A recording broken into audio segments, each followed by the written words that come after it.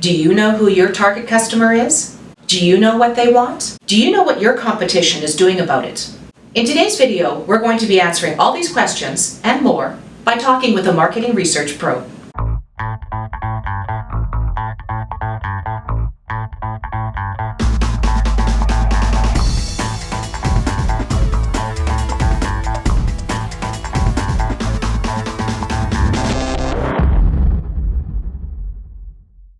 Thank you. Thank you. Have a great day. Hi, I'm Joelle Foster. This video is part of a series that will help you start your own business. It was funded by the Manitoba government and produced by Futurepreneur Canada. Market research is one of the very first steps you should be taking once you've decided you want to be an entrepreneur. You might think you have the best smoothie in the world, but if no one buys it, it will be a failure. The best way to know whether people actually want your product? Ask them. Really good. It is very important to go out there and ask questions, listen, and get validation. Once you get that information, it gives you a sense of direction and build the plan out of it. This has been one of the key factors of our success today. Really, customer validation for me was quite simple. I started in the industry as an apprentice and a helper, and when I was able to break out on my own and start my own welding company, I already had the customer relations, I already had the qualifications and the safety standards that the industry wanted, and then just through that, you're only as good as your last weld. So as long as your welds are good, you're going to get jobs and you continue forward. Probably the biggest turning point we've ever had with CityGrow is when you talked to our first serious customer. During that meeting, we realized that the plan that we had put on paper was nothing like what our actual target market needed or wanted. So I think that shows that speaking with actual customers is the best way to gauge what they actually need rather than what you think they need. After talking to several property management companies and asking them the right questions, we determined that the services that we intended to provide were the ones that they required, and we decided to plow ahead with our business plan as intended. When you're looking to do your market research, there's a business library available to help you with this research. All the details are right here.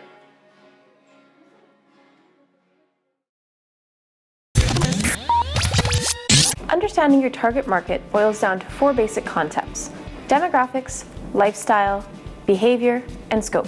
Overall, you'll want to identify 8 to 12 common traits shared by your ideal customer. Let's take a look at each category. Demographics cover their age, gender, income, education, etc. Here's an example. 35 to 50-year-old fathers of elementary school children with a family income of over $100,000. When you identify your target customers' lifestyles, you should ask yourself questions like, what hobbies do they pursue? What interests do they have? And what do they value most in their life? For example, socially conscious and concerned about their community and enjoys entertaining at home. With behavior, we can ask questions like, what will trigger your ideal customer to buy your product? Often, it's the answer to, when would you buy? Example, students would buy tutoring service help when they need help writing their essays. Scope asks, what is the geographic area you are targeting? For example, downtown Winnipeg. When you put this all together, you should have a pretty good idea of who you're marketing to. Your ideal customer. An ideal customer for us is someone that understands the digital marketing landscape and wants to truly grow their business. Though not always the case with a lot of our clients, we work with our clients to better understand their business and for them to understand our business. With that, we nurture a relationship and we hope for growth over a period of time. When I started my company, my ideal customer I knew in my head was going to be TransCanada and Enbridge Pipelines. They're the 2 largest petroleum transporters in North America. And what I specialize in is very expensive to train, very expensive to test. We repair live lines, so the testing costs lots of money, so only a select few of us are selected to do it every year, and therefore I no longer have to look for the work. The work looks for me. We thought we knew who our ideal customer was, but it was such a huge range. It wasn't until writing the business plan that we had to really narrow it down. So market research really helped us with that. We went into other coffee shops. We were people watching, seeing who was coming through the door. We were asking people in the industry and simply asking friends and family for their opinion. Even before we did any market research, we sat down as a team with pen and paper and wrote down exactly the target customer that we wanted to work with. And after that, it was easy to go out and talk to that customer and do business with them. In order to understand this tool, we will ask a successful entrepreneur how he used it. Today we're going to talk to Sean Sylvester from Eyes in the Village. Sean, what is a SWOT chart? SWOT stands for strengths, weaknesses, opportunities, and threats. Strengths describe the positive factors of your organization. Expertise that gives you an edge over your competitors. When you're quoting strengths, make sure you quote things that actually differentiate you and not things that others are doing as well. What is your expertise? What are your special skills? What differentiates you? Weaknesses detract from you performing at an optimum level. They hinder your progress and give your competitors an edge. As you jot these down, try to come up with a business strategy that focuses on them. What do your competitors have that you don't have? So what strategies can you come up with that mitigate your weakness and put you on par with your competitors?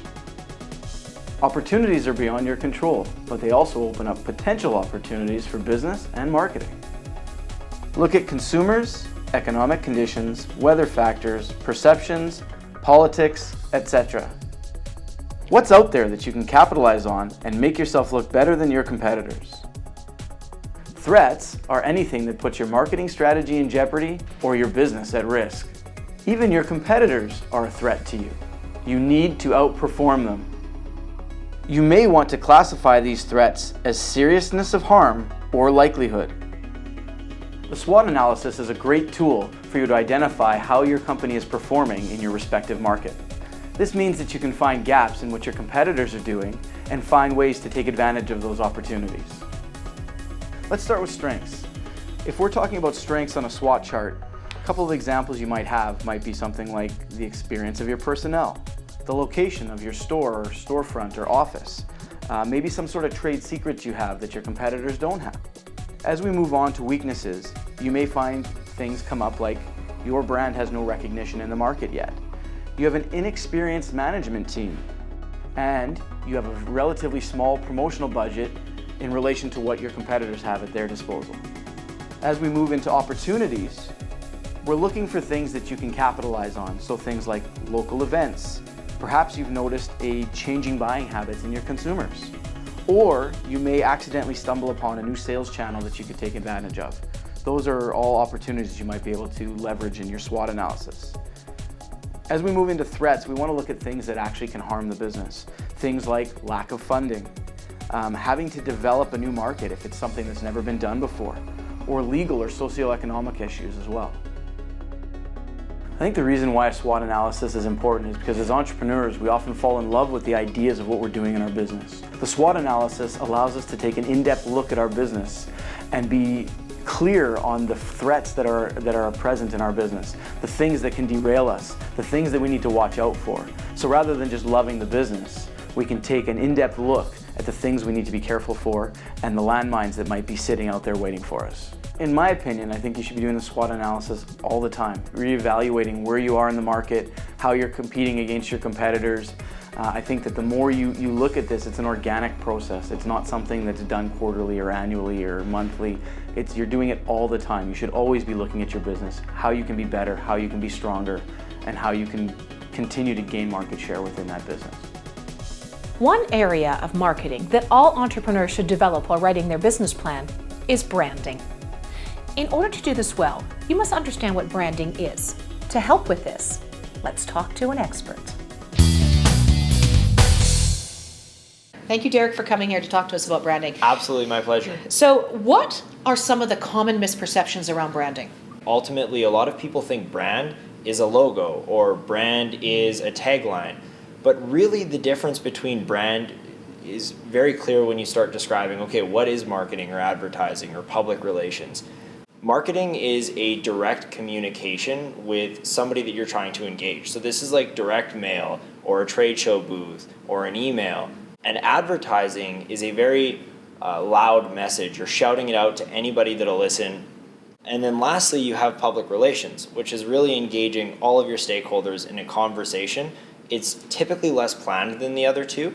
Brand is something completely different. It's not just a logo or a tagline.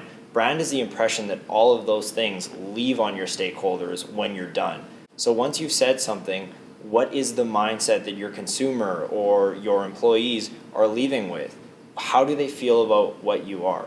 What advice would you give a business that is just looking at starting to brand themselves? Whenever you're forming a business plan, you're thinking about a lot of the fundamental questions about a brand. Why do I exist? Why am I important? What do I represent? And what am I doing to get that out? It's important that you found that in research. You really take an inventory of your competitors is another one, and always stay interested in your competitors. It's not a bad thing. You can be friendly in competition, and if you're genuinely interested in what your competition is doing, odds are you're probably genuinely interested in what you're looking to do too. Go out, make yourself an authority on what you're doing. Make sure that you know what you're talking about when you're selling or when you're going and you're moving your business forward. What are a few good ways to establish your brand?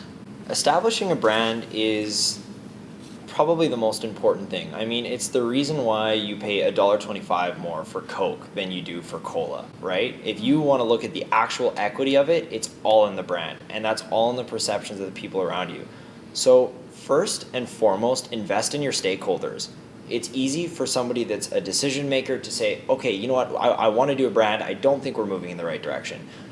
But then they just don't engage their employees or the customer and ask, or maybe they're sensitive to do it, and they don't ask the questions. How do you feel about us? What do we mean to you? How do you even feel? You may even gain some insights as a decision maker in that process that help you run your company.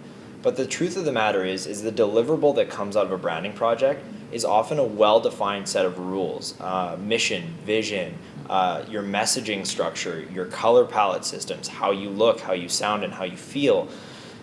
The most important thing to realize is very much like religion, the power isn't in the text, it's more so in the people that are talking about it.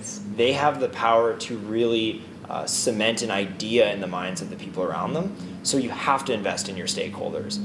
And then once you invest in your stakeholders and you carve this thing out, commit to it. Don't invest that money, because I've seen it happen. People will invest all that money in a brand and it's great, or it could use some work and it could grow over time, but then they just start doing things that are outside of that brand. Those rules are defined for a purpose, and let them inform your outreach. Let them inform your advertising, your marketing, and your PR, because you'll find that it helps provide a lot of consistency moving forward. And that's really the keys to establishing your brand. Invest in your stakeholders, commit to it, and let it inform every aspect of your business moving forward. Your call to action is to do a SWOT chart and make absolutely certain your branding is done right.